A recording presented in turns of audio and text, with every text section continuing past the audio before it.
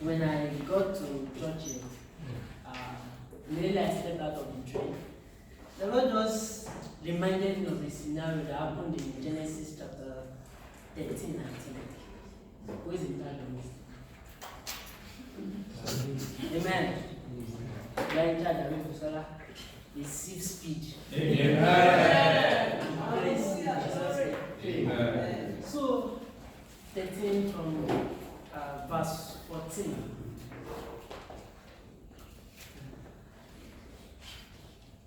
Yeah.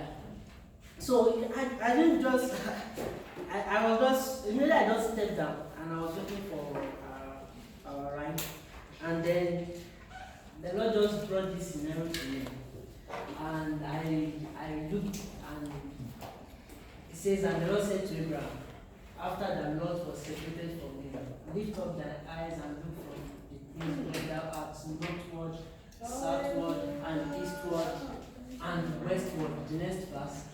For all the land which thou seest today, like Jesus, and to thy seed forever. Amen. Immediately that came in, I just knew something powerful is going to happen in church. Amen. And I just said amen to it. Immediately I read it, I just said amen. And this is my admonition. Missionaries in the house, get ready. Amen. Amen. Whether you like it or not. That you have said you want to serve God with the whole of your life. You will be a missionary. So don't be surprised when if the Lord just give you a job in church and then the Lord send you. Remember this word. The Lord will give churches to us. Amen. So in churches, the Lord helped us. He granted us grace. We were able to do some spiritual activities. Myself and uncle, we did a prayer walk around church twice. And you know, when you get to church, there's a false kind of impression that everything is going fine. But deep inside, there's a lot of wickedness, and a lot of darkness.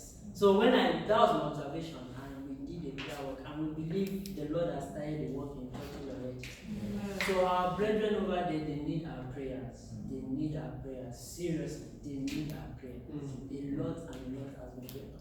We don't have time to talk about it, but I want, as we are praying for Reservoir River, we are praying for churches. Their land, the Lord will be bringing up lands that needs to be conquered. And as the Lord brings those lands, it is our duty to take up those lands in prayers. And when we hear the call to go, then we move. So let's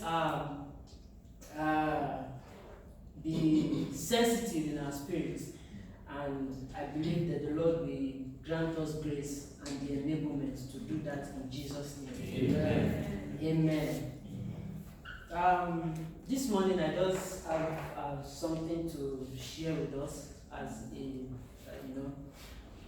as brethren, and I believe it's a word for now. It's the Lord has placed this word in my heart for quite some time, but I've just been waiting for the go ahead, and I believe it is now. And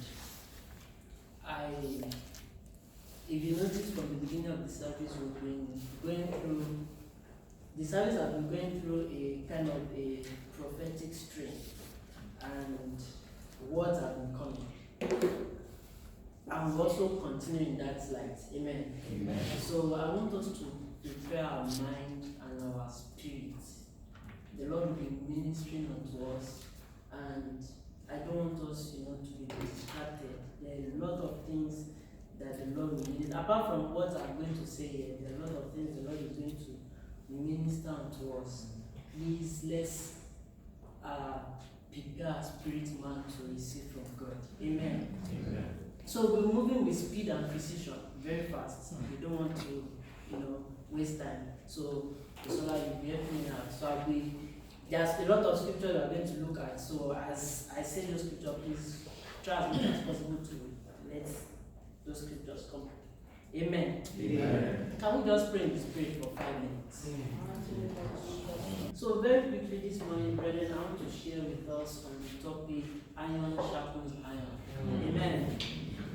Amen. Amen. Look at your neighbor and say, iron sharpens iron. Iron sharpens iron. If your neighbor is not responding, shake your neighbor, say, iron sharpens iron. Hallelujah. Let's open our Bibles to Proverbs 27 from verse 17. Proverbs 27. We'll be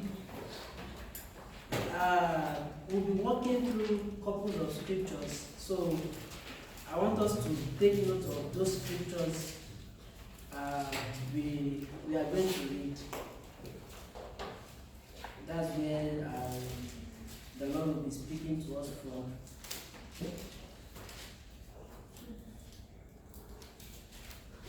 Proverbs 27 from verse 17.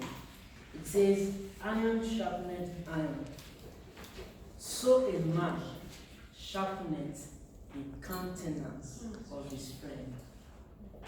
Let us read it together. Iron sharpeneth iron, so a man sharpeneth the countenance of his friend. Iron sharpeneth iron, so a man sharpens the countenance of his friend. There are a lot of things we are going to say about the scripture, but we'll use other scriptures to unlock what this scripture is actually telling us. Amen. Amen. But today, the Lord would like us to talk about unity in the body. And not only unity in the body, unity with Christ also. Amen. Amen. So the unity we are talking about is not only just among the brethren. We are united. We should also be united with Christ. Amen. We know in this time and age, the Lord is about to do great and mighty things. And if you notice, when words come that the Lord is about to do a thing, you hear people like say, a people will arise. I mean, we hear most of the word that comes is a people. You've not heard of the word a man will come. Hallelujah. You've not heard that one man, they will give back to one man, and then the man will do it's a people. Amen. A people.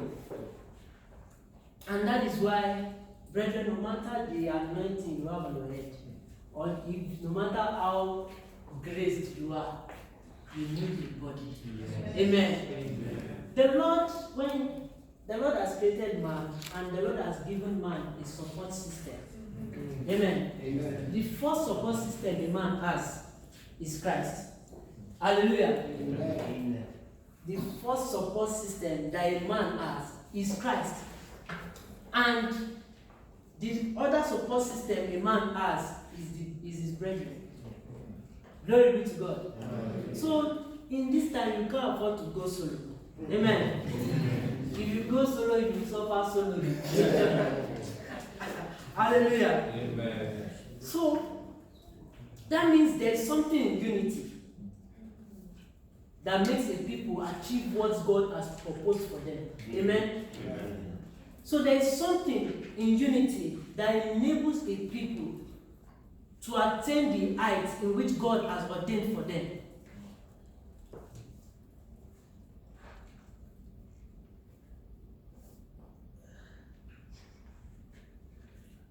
When we look at the life of our Lord Jesus Christ, Christ as a man, now I said as a man, Christ has support system. Amen. In Luke chapter 8, from I think 1 to 3, it says, and after Christ has preached from everywhere, preaching the gospel and doing what? Preaching the glad tidings, it said, and there were certain women. Talks about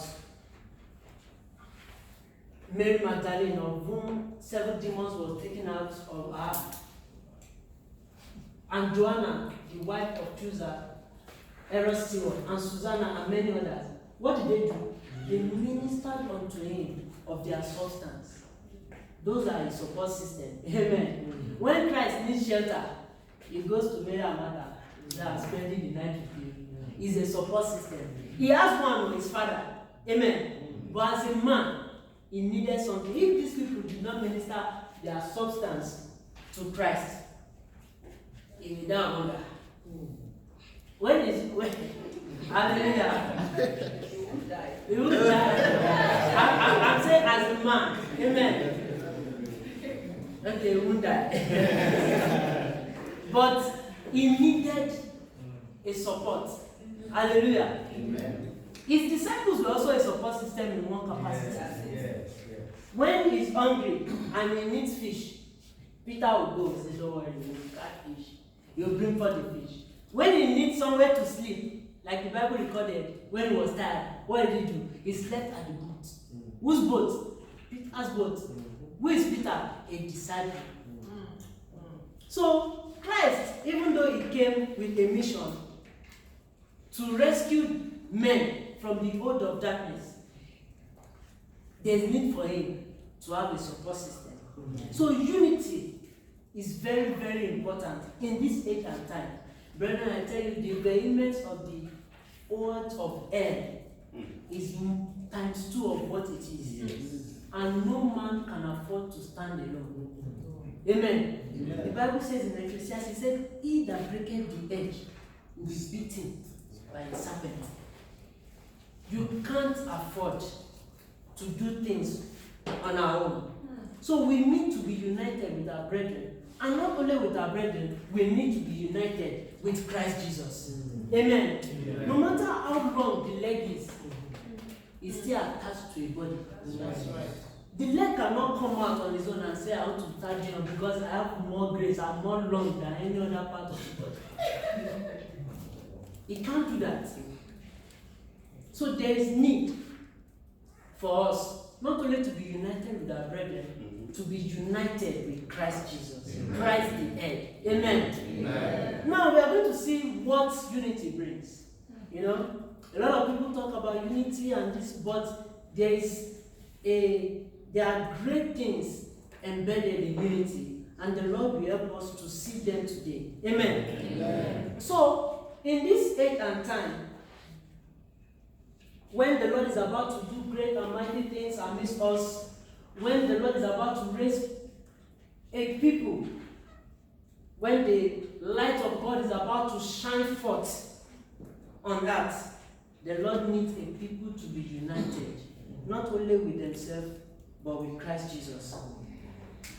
Let's see Hebrews chapter 10. Now that is the next scripture we'll be working on. Proverbs is still there. We can just, I don't know if it's possible to have those scriptures, just, I don't know, but let's continue. The second scripture we want to see is Proverbs chapter 10. Oh, sorry, Hebrews. Hebrews 10.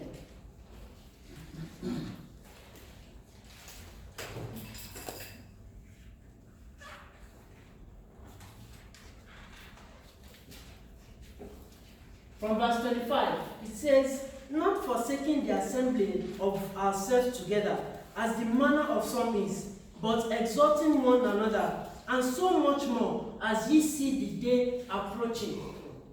Not forsaking the assembling of ourselves together, as the manner of some is, but what? Exhorting one another, and so much more, as ye see the day approaching.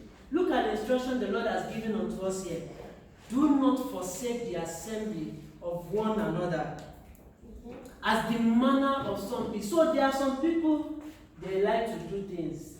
They are low rangers. They don't, they don't worry, I'm capable. But the Lord said, do not forsake the assembly of one another. But what? Exhorting one another. When you look at the word exhorting also means strengthening one another. Amen. Amen. So that is one of the benefit, the dividends of being united. It brings strength. Amen. Amen. We strengthen one another. It says, do not forsake the the assembling of one another. No, when we talk about not forsaking the assembling of one another, it's not talking about, oh, I go to the meeting every Saturday on Sunday, and my presence. It's not limited to your presence in the physical. Amen. In the spiritual also, in the spirit, a people has to be united. Yes. That is why when you sleep at night, the Lord will just tell you, pray for this person. It's a unity in the spirit. You are not seeing the person, you don't even know what the person is doing, but you just feel the Lord said I should pray for this person. Lord, what should I pray about? I remember an incident. I was in a meeting with a couple brothers, and then we were just talking, a lot of things, and the Lord just touched the heart of a brother, and the brother just raised the prayer and said, can we pray for this brother? The Lord just impressed in my heart that we should pray for this brother. And then the brother just said, Daniel, please pray for the brother. When I heard it, I didn't even know what to say. I said, God, what am I going to pray? But I just opened my mouth and I started praying. And not knowing that that brother has been going through some things. But at that moment, because of the bond of unity, the Lord raised the awareness and we were able to pray for the brother. I was also, just a few weeks, I was on a call with my brother, Ibrahim, and we were talking with somebody, and the person said, I've been wanting to do this thing, but I don't want to do it alone, because I want to do it with my brethren. I don't want to go alone. And after the call, Ibrahim was now saying, this man understands what it takes to have he understood what body ministry entails. This thing, not that he's not capable of it, he can do it. But he said, no, I don't want to do it alone. I want to do it with my brother. That is not forsaking the assembly of one another. Amen. Amen. He said, exhorting one another. Let's see Ecclesiastes chapter 4. And we'll see what unity brings. What unity, what we gain from it. Now, like I said, unity in the body and also unity with Christ. We have to be united with Christ. Amen. Amen. A people must be of one mind and one sight. When different people are saying different things, they will not come to an agreement. That's why it's called an argument. You see things in different lights. But in terms of God raising a people and an army to shine forth the light on this earth, this army must see with one eye. They must be of the same mind. They must be of the same spirit. Hallelujah. Amen. Ecclesiastes 4, I think from verse, I'm looking for where it says, verse 9, yeah. Thank you. It says two are better than one. Because they do what? They have a good reward for their labor. Two are better than one. Now, this will further explain what I mean unity with Christ. When we are united like this, we are one body. Amen. And then when we are united with Christ, it becomes two. Amen. And it says, two are better than one because they have good reward for their labor. Verse 10, it says what? For if they fall, the one will lift up his fellow. And when you look at the ministry of Christ unto us as a body, what has Christ been doing to us? Has always been lifting us up. Because we are men. Amen? Amen. So there are tendencies for a man to falter. But because Christ is united with us, and Christ is not only seeing us as men, he's seeing us as brethren. That's why Christ is called the firstborn among many brethren. So because he's seeing us as a brethren, when we fall, what will he do? He will lift us up. Amen. Because of the unity. Amen. Amen. Hallelujah. Amen. It says, but woe to him that is alone, when he falleth, for he asks not another to help him up.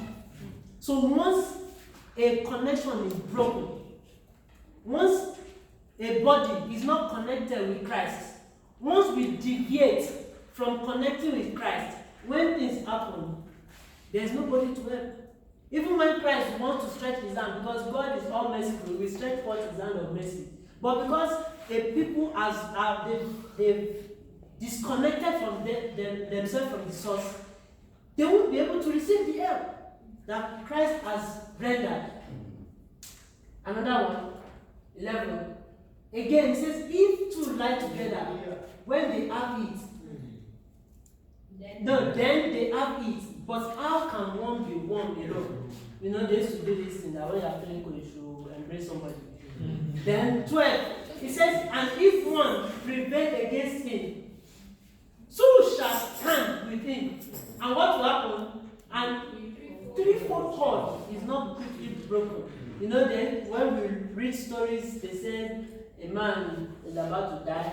This is a story of and then they say he called his children together, he gave them each broomstick and said, let's break it. They broke the broomstick and then took a big bunch and said, break it. And they couldn't break it. And said, what I'm trying to say is that when I'm gone, be united. That's it's from this place they saw it. Look, you know, a lot of things, a lot of stories and a lot of inspiration, they get it from the Bible. Yes. They just want to twist it so that they can form wisdom.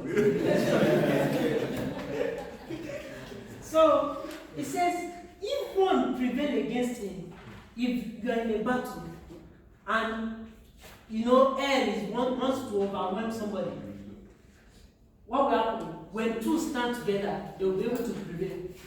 So when a body and Christ stand together, no power of hell. Amen. Hallelujah. Amen. Have not seen, let them go and gather themselves. That's right. For the fact that Christ is there with us, nothing can overwhelm us. Yeah. Amen. Amen. There are two sisters here. You know, you've been going through a lot, and it's about to overwhelm you. It's as if it wants to overwhelm you. The Lord is telling you today that you should remember the ark that Noah built. The Lord saw, he knew that the flood is coming, he's going to send the flood. And he asked Noah to build an ark, an hiding place for him. The Lord is saying today is your hiding place. Amen. Is your ark. He said, he that dwells in the secret place of the Most High shall abide under the shadow. He said, nothing can overwhelm you. Amen. The Lord said, yes, you are seeing those things, but he has raised the standard against them, and they can't compare you. Amen. Amen. So, thank you very much. I love that. Keep it up.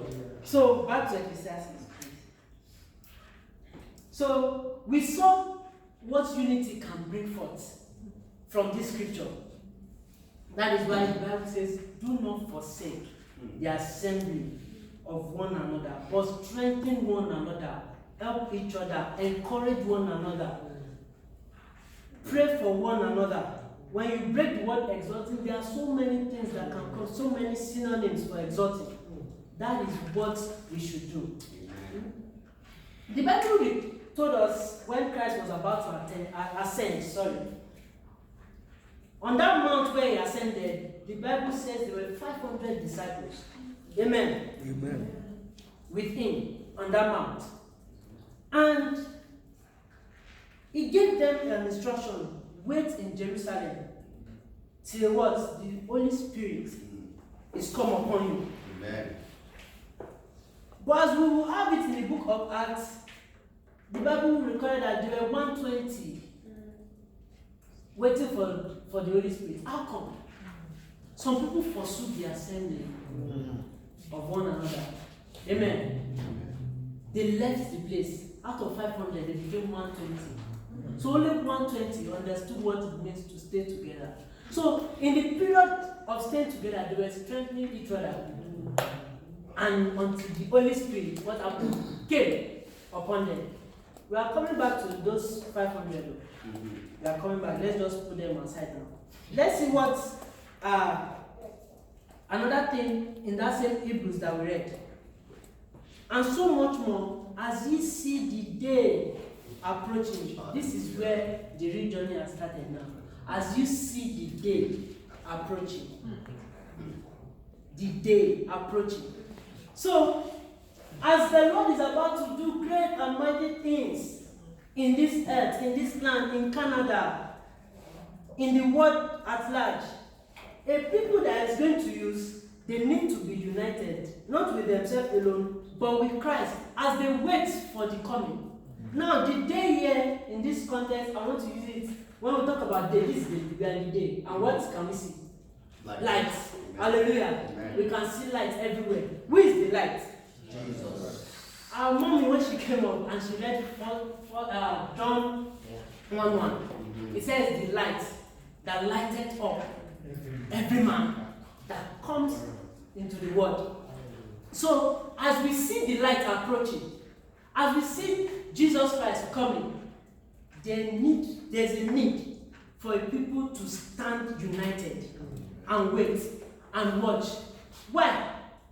Distractions are there. There are distractions. So, the 500, 500 minus 120, that's what? 380. The 380, they were supposed to be united, but they were distracted. So when they knew that the Holy Spirit is coming, but because of the distractions, I have this, I have to do this, I have to do this, I will come back, I will do this, they left and they were cut short. They were cut off, from what is about to happen. And that's why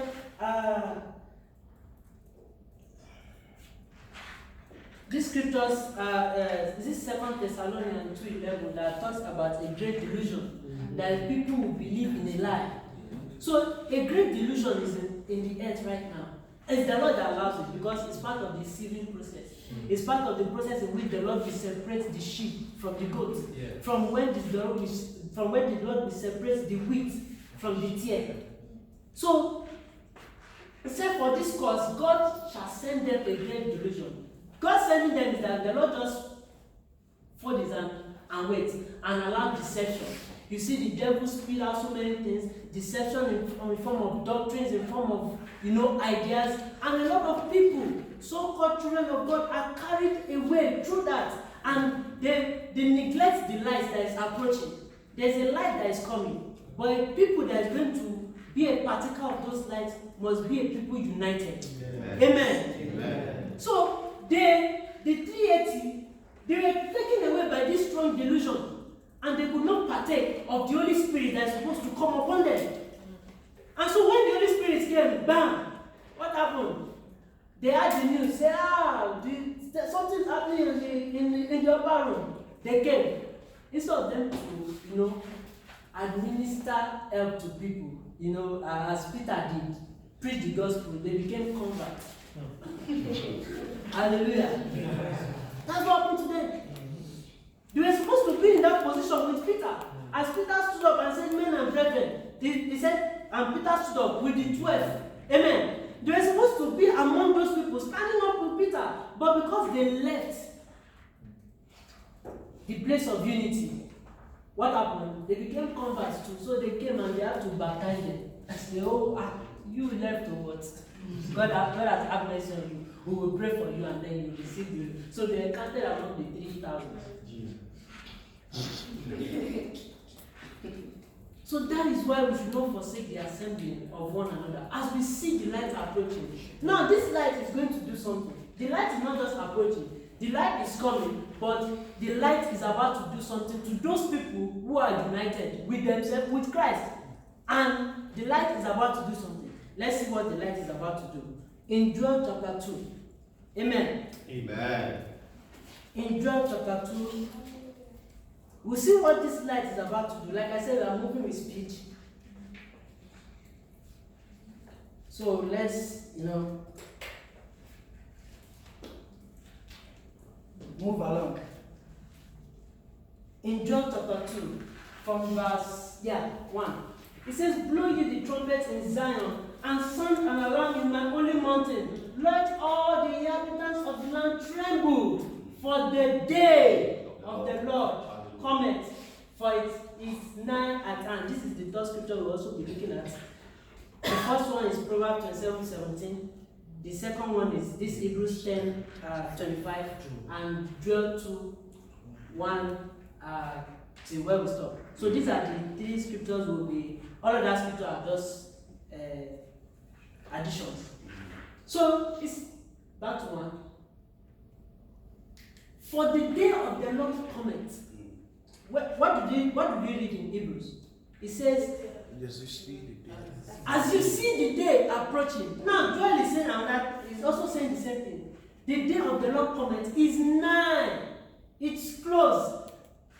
The people are saying the day approaching. But the day of the Lord now in Joel is very close. Then verse 2, what do you say? A day of darkness, describing the day, and then of gloominess, a day of clouds and of thick darkness as the morning spread upon the mountain. Then you see that a column, it says a great people. Hallelujah. And a strong. Ha. Something has happened here. There has been a transition here. From the people in Hebrews waiting and seeing the light approaching. In Joel, a more insight is that these people have been caught up with the day and they have become the day. Amen. Amen. You didn't get it. You didn't get what just happened. Amen. A people united to me, come. Hallelujah. Hallelujah. A people united, just stand it. Stand. Two men is looking at me. I'm approaching. Amen. Amen. As the light, they are approaching the light. They are seeing. Oh, as we see the day approach, as we see the light come. Two men is looking, but immediately they got to Joel. Joel said, "Look, no. They are no more seeing the light approaching. They are now one with the light." Hallelujah. Amen. Amen. Glory. So the day is actually describing a people. Yes. And look at the description. It said a great people and a strong strength. Strengthening one another. What did he say? It says they have not been ever be like, neither shall there be any more after it, even to years of many generations. Hallelujah. Amen. This is a people who are united. So when they are standing together, seeing the day approaching, in Joel, the light, they now become what? The day themselves. Let me give us other scriptures to further explain it. 2 Corinthians 3:18. Hallelujah. Oh God. He said, but we all united. Amen. Amen. We all with open face beholding in a glass the glory of the Lord. What happened? We are changed. Oh, thank you. This is the bridge linking Hebrews and Joel. We are changed into the same image from glory to glory, even as by the Spirit of the Lord. Amen. So when a people are united and they stand together, they are seeing the light together. When they want to, when something that they are holding together, we are waiting for the light. Immediately the light hits them. What happened? They become the light themselves. Amen. They become one with the light. Amen. So when you look at today, when we'll be speaking, the Lord is about to shine the light. Let's pray for the light of God to shine. Look, you are praying for yourself. Yes. Because you are the light. Amen. Amen. Okay, to further explain what I'm saying. Back to the Old Testament,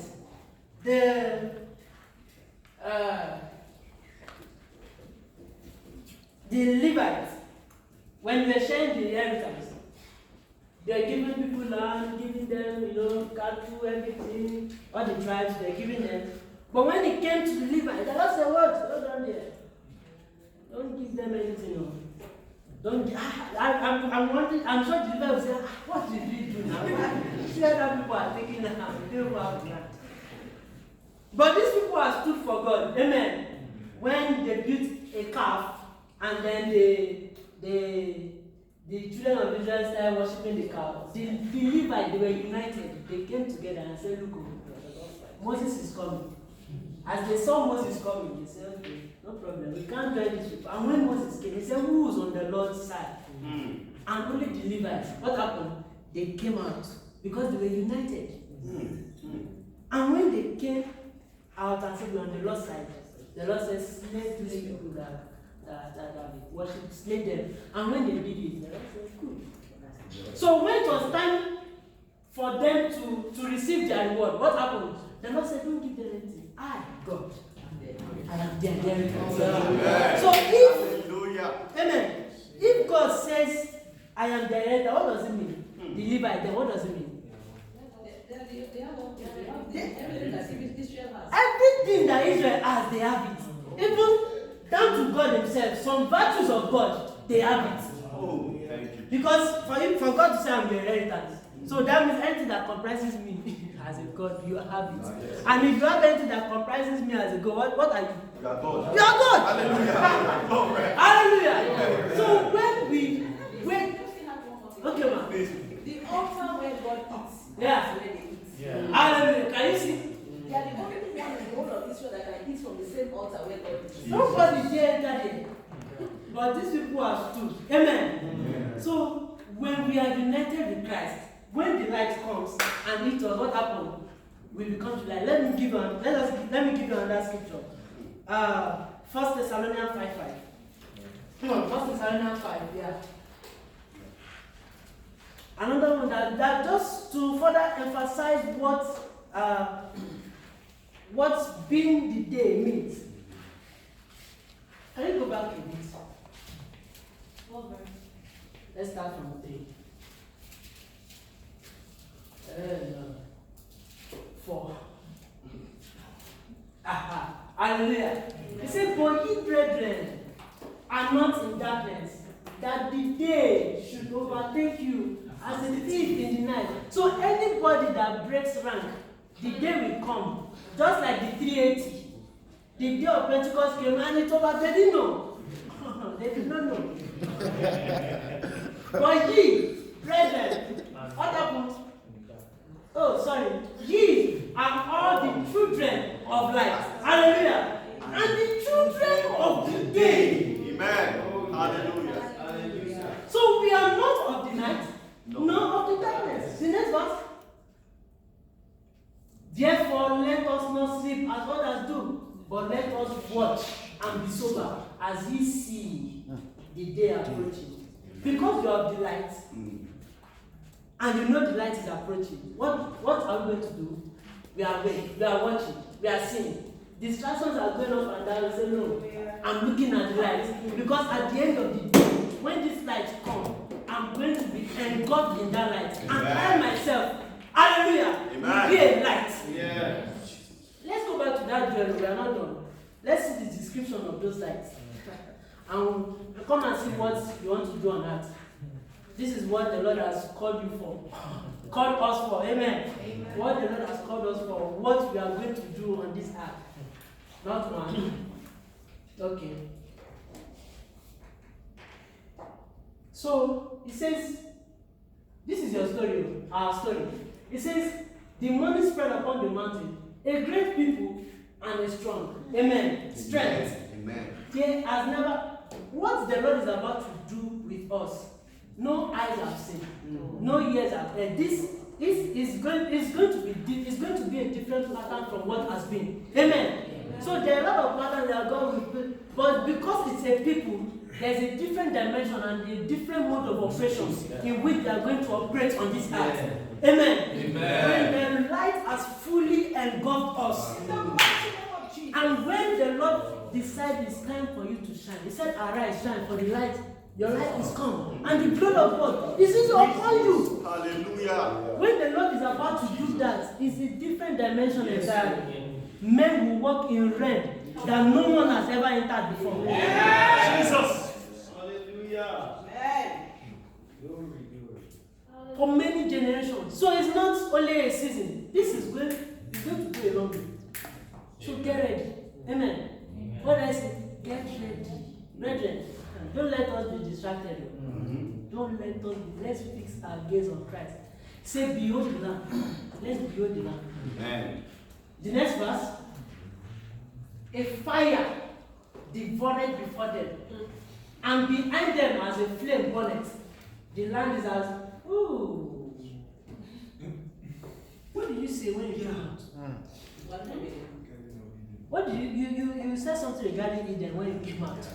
Yeah, I said that I saw a garden, and when I asked the Lord, He said, "This is Eden, and we are the carriers of Eden." Sincerely, can you see? He said the land is as the garden of Eden before them. Carriers of Eden. I didn't see this one. Oh, Jesus. Oh my God. And behind them, a desolate wilderness. Yea, and nothing shall escape them. Another one. The appearance of them, oh Jesus, is the appearance of us. And as the horsemen, you know how how the horses are? Yeah. I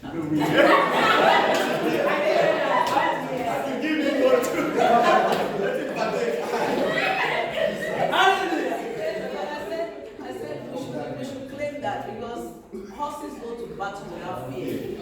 Yeah. Amen. Let's see Job 39. Give me Job 39. Let's see the description of horses here. Job 39. From verse what verse is that? 14? 39, 19. Now, see, this is the Lord speaking to Job. He said, as this is the description of horses, as thou given the horse strength, as thou clothed his neck with thunder. You know how thick the neck of a horse is. If it's running and you drag it, he's not going to fall because it's very strong. Let's go. Canst thou make him afraid as a grasshopper? The glory of his nose is terrible when the horse is breathing. Jesus. Another one. He poets in the valley and rejoiceth in his strength. He goeth on to meet armed men. This is the horse. Another one. He mocketh at fear. Hallelujah. Jesus. And is not affrighted, neither turneth he back from the sword. The horse is going straight. It is not stopping. Once they say, go, anything that stands on the way is going. Has he ended? No. The quiver rattled against him, the glittering spear and the shield. What happened? He swallowed the ground with fierceness and rage. Neither believeth he that is the sound of the trumpet. Look at the description of the horse here. And the Lord said in Joel chapter 2, verse 4, what did he say? The appearance of these people are as of horses that is given us in Job. And as horsemen, so shall they run. Let's continue. We are not done with the story. 5. Like the noise of chariots on the top of the mountain, so shall they leap. Like the noise of the flame of fire that devoured the stubble, as a strong people set in battle array. There was one day, I was just lying down, and a word just came to my mind. The word just says, the chariots are ready. That's the word that came to my mind. Just every sense. I said, God, there's something about your phone. I said, like the noise of the chariot. No, I've done that. Before their face, the people shall be much pain. All faces shall gather in darkness. Then they shall run like mighty men. They shall climb the wall like men of war. And what happened? They shall march everyone on his way. And they shall not do what? When the beam of light is moving, is it scattered? No. It's not scattered. It's when you on your touchlight on your phone, once you switch on the light, the beam is on one direction. It's not breaking or one is going to be bad. It's one that anywhere you focus the light on, that's where it's going to shine upon. They will not break rank. This is what the Lord is about to do with us. Amen. Amen. This is what the Lord has been preparing us for. This is what the Lord. There's a brother here, you have been seeking God, the face of God for the ministry in which he wants you to to function.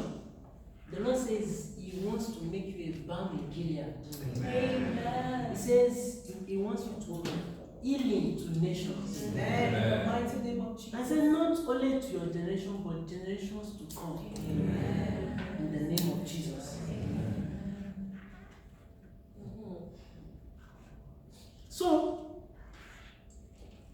the Lord is requiring us to be united. And when we are united with ourselves, with Christ, when it's time for the glory of God to be risen and the light is about to shine, we are going to be the one to shine the light into the world. So great things, they're unfolding. So when, as we go now and the Lord begin to minister to you, great things that are going to happen on this earth, as the Lord speaks to us and we note those things, just also have it in mind that you, me, ourselves, we are going to be a partaker of those things in the name of Jesus. Let's see Revelations 16. No, before then, let's go back to 2 Corinthians 3:18. There's something we need to talk about there, and then we'll go to Revelation 16:15.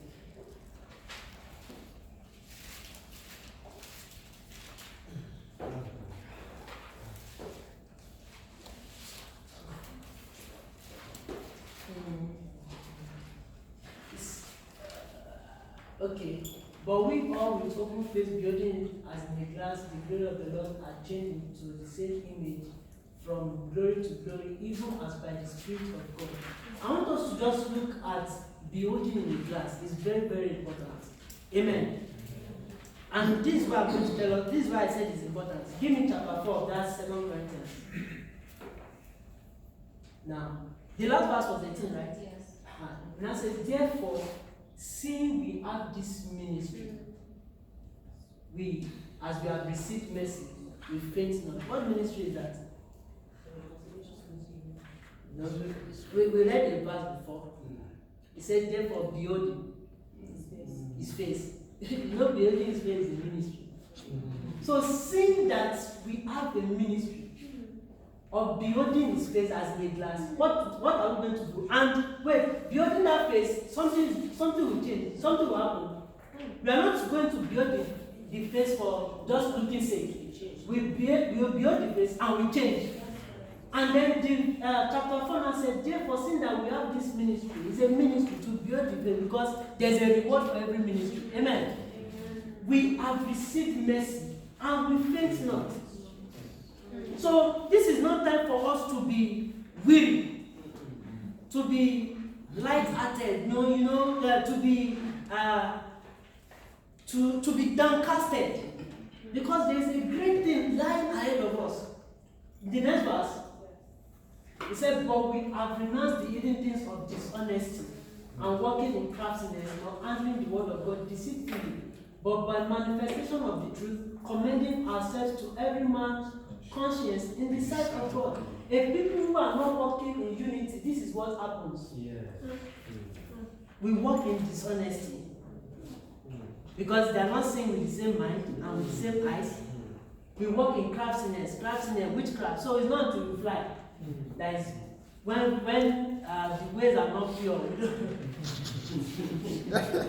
When you can question the man's way, then that's craftiness. And what happened? And handling the word of God deceitfully. And is that not what we see today in some places where it's only they are not united? You see a lot of doctrines, a lot of ideas, twisting of the scripture, and so many things.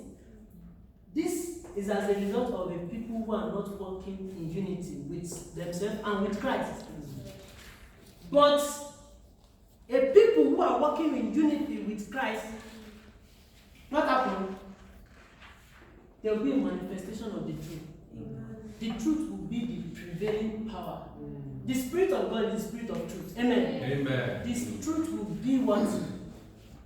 The order of the day in their midst. Nothing will be hidden. Everything is open because they are all seeing with one eye. Anything one sees, everything is seen. Anything Christ sees, that's what we're all seeing. Amen. Amen. So, this is another reason why we should be united with ourselves and with Christ. The truth, for the truth of God to be made manifest. Amen. Now let's see the Revelation 16 from verse 15.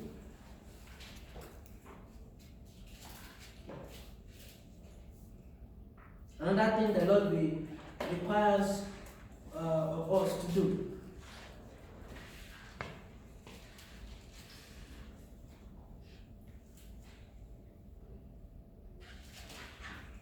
Says,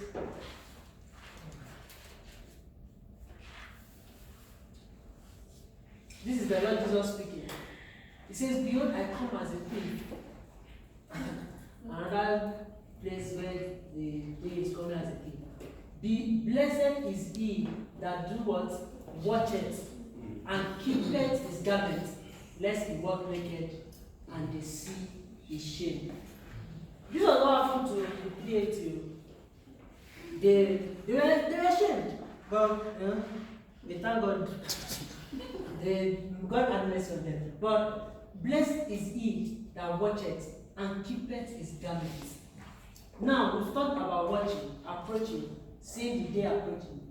There's another thing the Lord requires of us is keeping of our garments. Amen. Amen. Keeping. When we talk about garments, talks about two different things. The spiritually speaking, garment talks about our consecration. Amen. Our consecration. And then we can look at garments as, like we have said, as people around us, brethren, as a support system. Amen. But our emphasis is on the consecration. Said, blessed is he that keepeth his garments, lest he walk naked and deceive him. Apart from us waiting for the light that is approaching and waiting to be taken over, to be engulfed with that light and to become the light. Before that will happen, the Lord requires us also to keep our consecration. Amen. He says, I beseech you, therefore, brethren, to do what? Present your body as what? A living sacrifice, holy and acceptable unto God. The Lord is requiring a people to heighten their consecration. Times 2 of how consecrated you are before. That is what the Lord is expecting of us at this age and time. We have to be holy unto God. How many of us remember the Nazareth vow? Let's see it in Numbers chapter 6, verse 1. Consecration is very, very important because those things we've spoken of in Joel and a lot of promises we've seen, they will not happen if a people are not holy unto the Lord. If we are not consecrated unto the Lord. It says, and the Lord spake unto Moses, saying, speak unto the children of Israel, and say unto them, when either man or woman shall separate themselves to vow a vow of a Nazarite, to separate themselves unto the Lord. He shall separate himself from drinking, from wine and strong drink, and shall drink no vinegar of wine or vinegar of strong drink, neither shall he drink any liquor of grapes, nor eat moist grapes or dry. And the days, before I read on, let's just note that one. The first thing is that he has to separate himself from wine and strong drink. Let's know that. And the days of the separation shall he eat nothing that is made of the vine tree from the kernels even to the husks. All the days of the vow of the separation, there shall no razor, this is the next one, come upon his head until the days be fulfilled in which he separated himself unto the Lord. He shall be holy, and shall let the locks of the hair of his head grow. And the days that he separated himself unto the Lord, he shall come as no dead body. That's the third one. He shall not make himself unclean for his father, or for his mother, for his brother, or for his sister when they die, because the consecration of his God is upon his head. Consecration. It's very, very important. Now let's highlight those things. Can you highlight them for me? Abstinence from wine, strong drink, refraining from allowing a razor to cut his hair, and then coming not in contact with any dead thing. These three highlights are very significant in the life of a believer, and they are spiritual, meaning to it. Did you read okay, we'll get there. Let's start with strong wine. What does wine do to a people? Now, normally, when wine has it's something that brings joy, right? But the wine that the Bible is talking, that we are looking at here, it's not a wine that anyone who is consecrated should take. Amen. Wine brings intoxication. And what does it entail? What does it mean in this age and time we are? Wine talks about patterns, ideas of this world. Amen. Amen. Like I said earlier on, the world is in a great delusion. And a lot of people are believing in lies. That's a wine. Amen. And people are drunken. They are drinking. As a people who are waiting the light and wants to be the light and wants to be a partaker of the dividend of this light, we must not pattern our lives according to what the world has laid down. Amen. Amen. The world, I mean WORLD. There are a lot of ideas today, a lot of doctrines from the pit of hell, a lot of things that the devil has, orchestrated and has thrown into the world. And people are being swept along with it. People are being carried away. For people to become this light, as we have seen, we need to refrain from those things. We stay out of those things. And for us to stay out of those things, you have to be among a body. If you stand alone, there are tendencies, I don't know, but there are tendencies that one might be carried away. Because it is when we are together, you'll be able to, when you see somebody going in the wrong direction, you go, brother, this way you are going, there has a bill, I'm not sure this is what the scripture has said we should do. Our lives must not be patterned according to what the world has laid down. There are a lot of things that the world are doing today. And people, even so-called Christians, they want to, follow after. No, this is how we do it. We are in the modern day. We are not classic. We are not old people. We are people now that we know. As it comes, let's just follow the trend. We are not following the trend because the trend intoxicates. The trend intoxicates. You will be so swept. You'll be so engulfed in that trend, and then when the day comes, when the day finally arrives, when the light comes, you are being taken, you are being overtaken as a thief. So the day will just, have you seen when a thief robs somebody? In Lagos, when you are standing on the bus stop and you are waiting for a bus to come, when you stand, don't stand absent-minded. Don't just stand and say, okay, boss.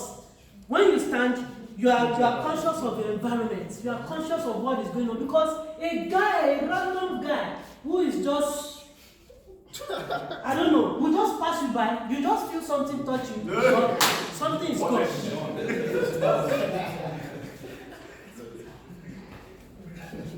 He's on the Lord will help us in Jesus' name. Amen. You stand there and then you don't know your wallet is gone. And then when you board the bus, and then the conductor say, where's my money? And then you start doing like this. I took the wallet of the bus. That is what will happen when you are intoxicated. You don't know what's going on. So the lights will come. And if people would have even, taken part in the light, they would have followed the light, but you are there, you are confused. Then you'll be ashamed. It brings shame when you are the boss and everybody is hearing that you don't have money. And then you start looking. Sweat will just come from nowhere. And people will be like, you entered the boss, you don't have money. They don't want to know your story. And that is what will happen when we are intoxicated with wine and strong drink, when we pattern our lives according to what the word has laid down. See, the devil is the prince of the world, and the Lord is allowing him to do whatever he wants to do. But if people who have the promise that they are going to be the light should not, take side with those, because at the end of the day they will be slain. Yeah. That's why I said, blessed is he that keepeth his garments, so that he will not what? He will not be naked, and he will not be ashamed. So that day, this will not be our portion. Amen. When I see Salah will go into a community, when they see Salah will go into a community, and as they step into, the principalities in that community are bowing down, and I'll be like, you see who Salah will that when that Salah will that is preaching there. Where were you when they asked you to come and to come and fellowship with the brethren? Where you were outside following the trend of the world. And when things are happening, you'll be like, if I had known, that's national team. And Salah preached to me that year. That guy they preached that year.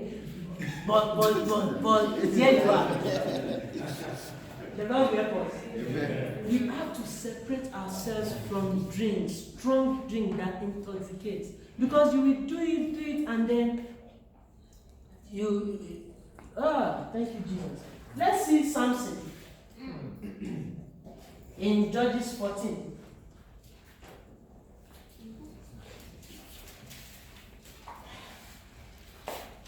This is a very, very good example of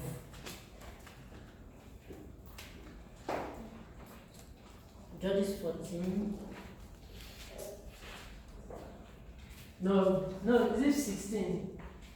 I want to where Delilah is. The story of Delilah. Yeah. The next one. The next verse. The next one. Just take me to the story. He said, and it came to pass afterward that he loved a woman in the valley of Sorek, whose name was Delilah. What happened next? And the lords of the Philistines came up unto her and said unto her, entice him, and see wherein his great strength lieth, and by what means we may prevail against him, that we may bind him to afflict him, and we will give thee, every one of us, 1,100 pieces of silver. 6. And Delilah said to Samson, tell me, I pray thee, wherein thy great strength lies, and where thou mightest be bound to afflict him. The next one, and Samson said, give me to a place where Samson slept. Where it says, no, the place where he told his strength to her. I think that's 17. The place before. And it came to pass when he pressed him daily with her words and urged him so that his soul was vexed unto death. What happened? He told her all his heart and said unto her, there are no come a razor upon my head, for I have been in Nazareth unto God from my mother's womb. If I be shaven, then my strength will go from me, and I shall become weak and be like any other man. The next one. And when Delilah, I'm looking for the word sleep after this verse. And she made him sleep upon her knees. Sleep. Drunkenness brings sleep. Amen. 1 Thessalonians 5:5. We didn't finish well, our mission in that place. Continue. 7. Now this is the correlation. It said, for they that sleep, sleep in the night. And they that be drunken, what happened? They are drunken in the night. So a people who have been ordained to be the light, once they pattern their life according to the trend of this world, they become people of the night. And then they are drunk. Now, this is the tradition. When you pattern yourself, you are intoxicated, you don't know what's going on. Yeah. And then, before you know it, you begin to enter into darkness. And your eyes is becoming short, dim. You don't have a sense of reasoning. Your spiritual senses are not sharpened. That's what happened to Samson. He said she made him sleep on her lap. For a man to sleep like that, a strong man like Samson is a strong man. Samson cannot just sleep like that. But these things are becoming, but he didn't know. He was not aware. Look at the verses before, don't put it. The verses before, she has been pressing. Just like the devil has been enticing us with so many things, pressuring us, doing why not do this, why not do this, why not do this. The day we fall into that thing, he said strong one. Say, this guy, I suffered before I brought him out of the fold he is. Give him strong wine. Who came down? Let him sleep. And what happened? They become the people of the night. Samson! Samson too has support system. Amen. Samson had the Holy Spirit upon him. One support system. And then he has the people of Israel. When he was about to marry, and what did the parent tell him? Didn't you see anybody among your brethren? Why do you want to leave your support system and go to Philistine? To do what? To the Philistine to go and get married. Why are you leaving your brethren? Why are you forsaking the assembly of one of your brethren? And you want to do, if you do that, you might not fulfill the purpose where God has made you a deliverer, a judge in Israel. But then Samson said, no, don't worry, I'm capable, I'm powerful. That's what, when you go solo, that's what happens. Yeah, don't worry, I can handle them. No, don't worry. Don't worry, it fell onto the lap of Delilah. Back to Judges. So, Samson patterned his way of living according to the Philistines. Majority of the life of Samson was with the Philistines. You think he's even a Philistine. Meanwhile, he was a judge in Israel. Because every time he's the land of the Philistines, from chapter 14 to this, There's no place there that the Bible said, and Samson dwelt. Okay, except maybe a place where he said, and he ruled there for 20 years after he did something mighty. But before then, he has always been there with the Philistines.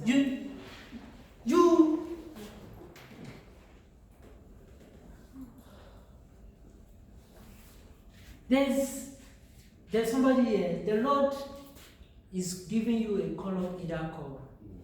You know, so many people have bore witnesses to you that even on special occasions, when people send you messages, they tell you the prayer goes like this, that the purpose by which God has called you might be fulfilled in your life. And you know that the Lord will always bear witness to you that I have something I want to use you for, but you are not wanting to fully, give yourself to God. The Lord is giving you a call either call today. The Lord is calling you to Him. Say, come, let me make you my battle axe. The Lord is saying, remember now thy Creator in the days of the youth. Because the time will come when you might not have the strength to do that again. Amen. Amen. So, Samson, like we're saying, was, moving, dwelling. His pattern of life was that of the Philistine. And no wonder it led to his fall. Let's see the next, where he went. Okay. And she made him sleep upon her knees, and she called for a man, and she caused him to shave off the 7 locks of his head.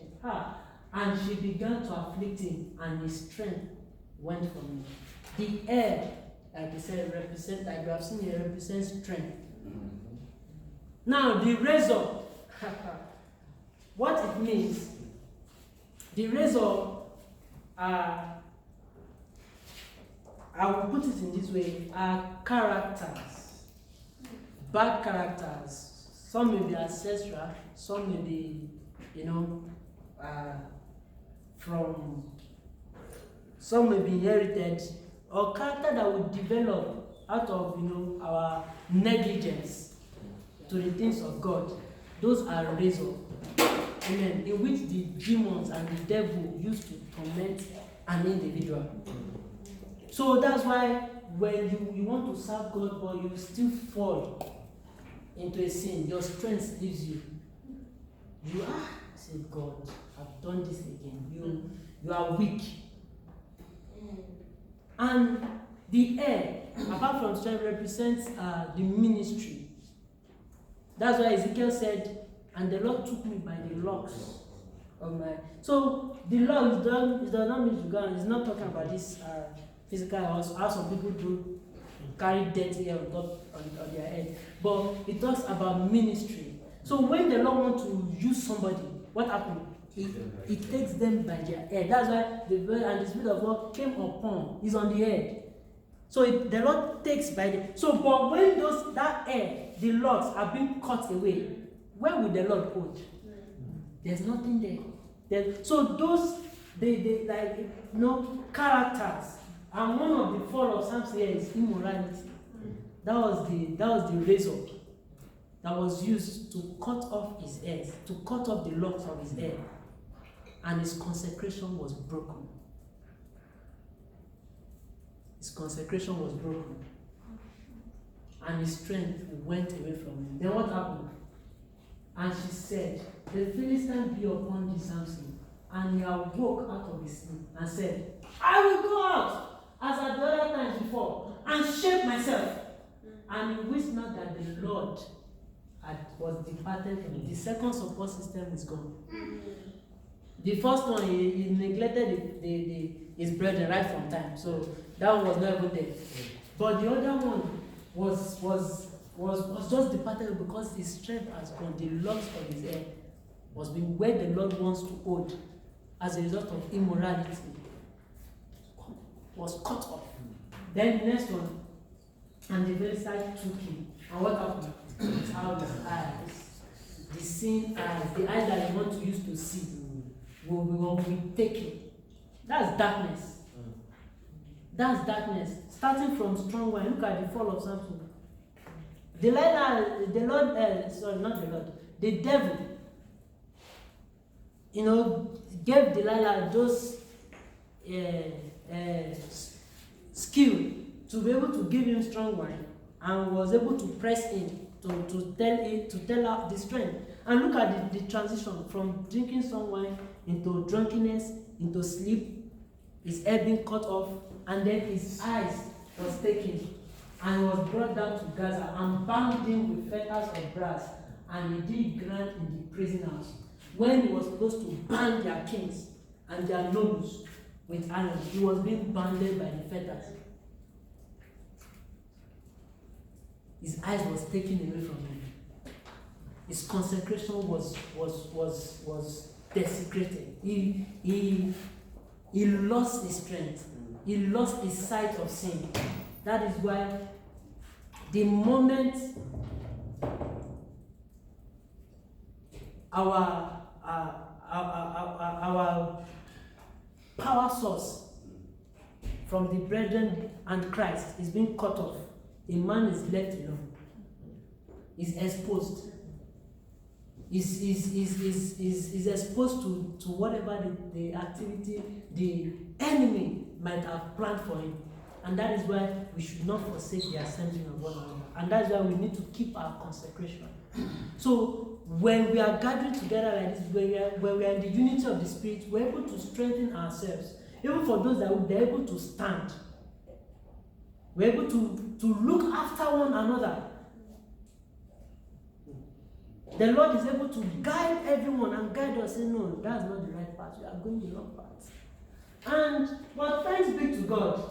The Lord had mercy on Samson. What happened? Howbeit, the hair of his head began to grow again after he was shaven. Then the Lord of the Philistines gathered themselves together to offer a great sacrifice unto Dagon, their God, and to rejoice.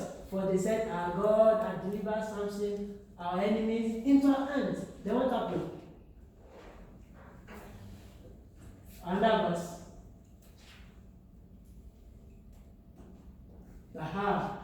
And it came to pass when their hearts were merry, and they said, call for Samson that he may make us sport. And they called for Samson out of the prison house, and he made them sport. And they set him between the two pillars. Notice this was the two pillars. Next one.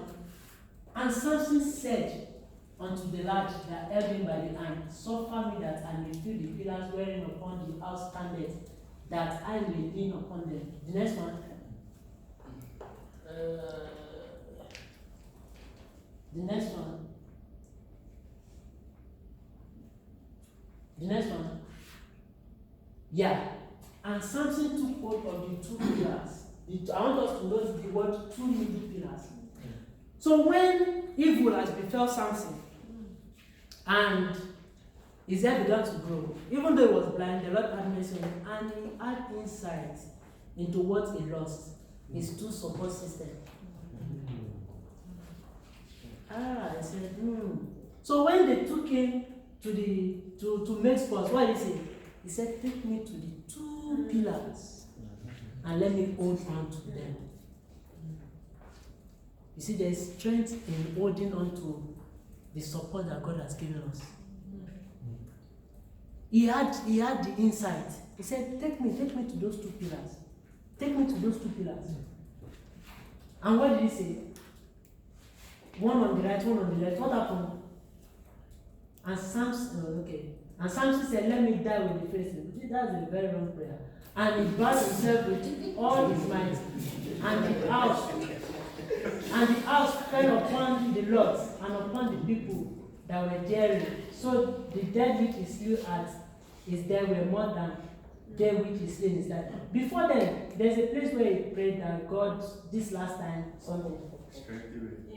And Samson called unto the Lord and said, oh Lord God, remember me, I pray thee, and strengthen me, I pray thee. Only this once, O God, that I may be once avenged of the Philistine for my two eyes. So Samson, after he has, he was shamed and he was naked. his hair began to grow back, glory be to God. And he had inside that, I had support systems. Imagine now, if Samson had dwelt in Israel and he didn't partake of those things, the Spirit of the Lord will not only be with him, even his brethren, they will be able to conquer together. Amen. But because he was left alone, he went and he fell. But he had inside, that's why I said, take me to the 2 pillars. And what happened? He held onto them. So brethren, brothers and sisters, your brethren are not just mere people. Amen. Amen. You know in your mind that Christ is not an ordinary person. But I want to address the issue of our brethren. Don't look down on anybody.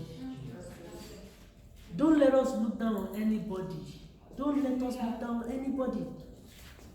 If the Lord open our eyes to see a lot of people here in the spirit, you know that these people are not mere men.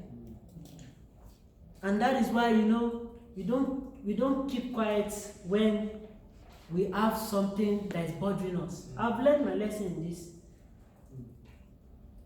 The Lord will expect us to speak to our brethren. As we pray to Him, God, pray, tell your brethren too.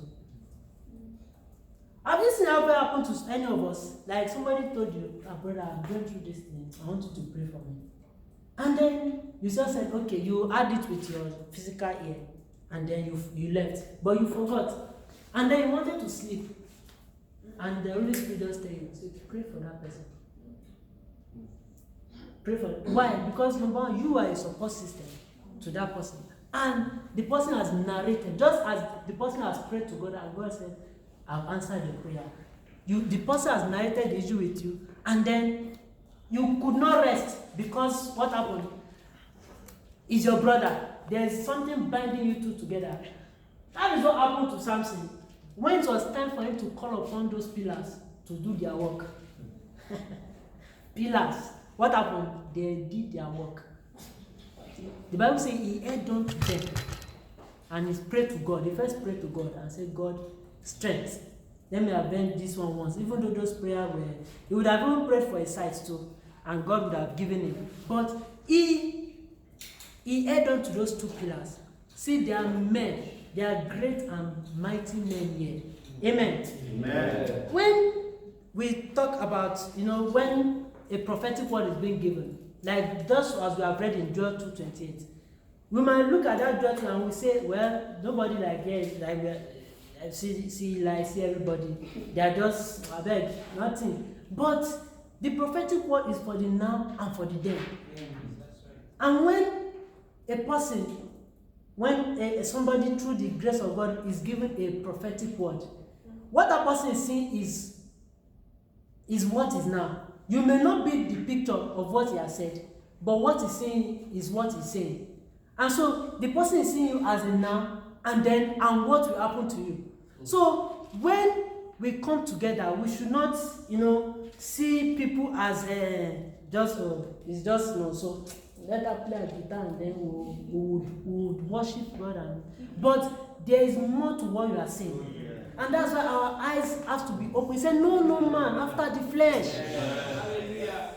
Because that man you are looking down may be what God has attached to you to help you in one circumstance or the other. And so Samson had the insight and said, take me to the pillars. And he was taken there. And he held on to the pillar. He pushed. He bent himself over to the pillar. And the pillar, what happened? They broke, and the Bible records that he killed more in his death than when he was alive. Adding the 1,000 Philistines, he killed more in his death so when we are together, we will be able to conquer more. He said 1 will chase 1,000, 2 will chase 10,000. All saying our consecration must be intact. I pray that every eyes that has been blinded as a result of wine and intoxication from following the pattern and the trend of this world, that eyes be opened in the name of Jesus. Amen. We poured out every wine that is not of the Lord. Every wine the devil has given to anyone here. and has caused a spiritual blindness. Has caused the person to be insensitive in the spirit. In the name of Jesus Christ, receive sight. Amen. In the name of Jesus. Amen. I pray that every hair that has been cut, strength that has been taken away as a result of razor that has touched the hair of any individual here, receive resurrection life. Amen. Let that hair continue to grow back. Amen. And receive freedom in the name of Jesus Christ. Amen. Samson, the third one, talks about dead things. Delilah is one dead thing. He didn't even touch the dead. He slept on the lap of the dead thing. So he was more, unclean than before. Delilah is not her spirit man is dead. Does not have the Spirit of God. She's just a walking corpse. And the Bible will call it that those who will be a Nazarite unto God, they must not what? Touch dead things. They must not touch, so that they won't be unclean.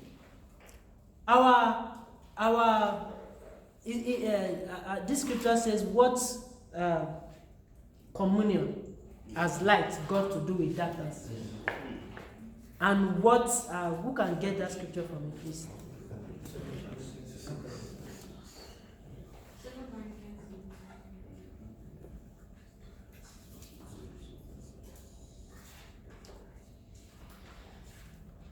Say, be ye not unequally yoked together with unbelievers. For what fellowship has righteousness with unrighteousness? And what communion has light with darkness? And what concord has Christ with Belial? Or what part has he that believeth with an infidel? And what agreement has the temple of God with idols? For ye are the temple of the living God. As God has said, I will dwell in them and walk in them, and will be their God, and they shall be my people. What fellowship does life has to do with death? When we touch dead things, in our day-to-day living, we come across so many things that count as idols, darkness, everything listed there from unrighteousness to darkness. They are all talking about dead things. Yeah. And so when we come in contact with them, we are making ourselves unclean. Amen. Amen. Time will not permit me. I would have liked to show us a list of animals that the children of Israel were not supposed to eat in I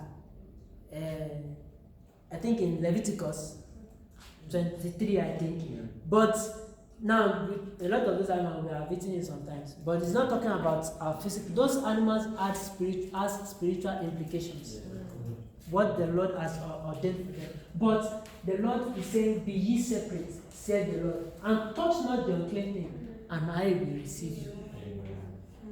So, when the light is coming, and the people are waiting, the light is also assessing those people if they are standing intact, if they are right. And it is only if they are separate, that's when the light can come and take hold of them, and the light will shine forth in their life. Revelation 14, talking about a significant one for the 4,000. It says, and they sung as it were a new song before the throne, and before the four beasts, and the elders, and no man could learn that song but the 140 which were redeemed from the earth. The people who are bianese. And what happened? These are their description in terms of consecration now. These are they which were not defiled with women, for they are virgins. These are they which follows the Lamb whithersoever he goeth. These were redeemed from among men, being the first fruits unto God and to the Lamb. Our consecration matters in this time.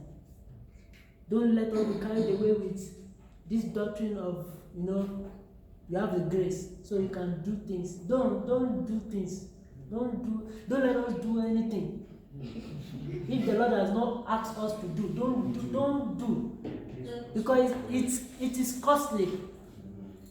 A man can jeopardize his destiny because of that. A lot of doctrine will come. The Bible said it. It said we need to be careful. Even the very elect might even be what happened? Be deceived. So a lot of deception will come, but we need to keep our consecration intact.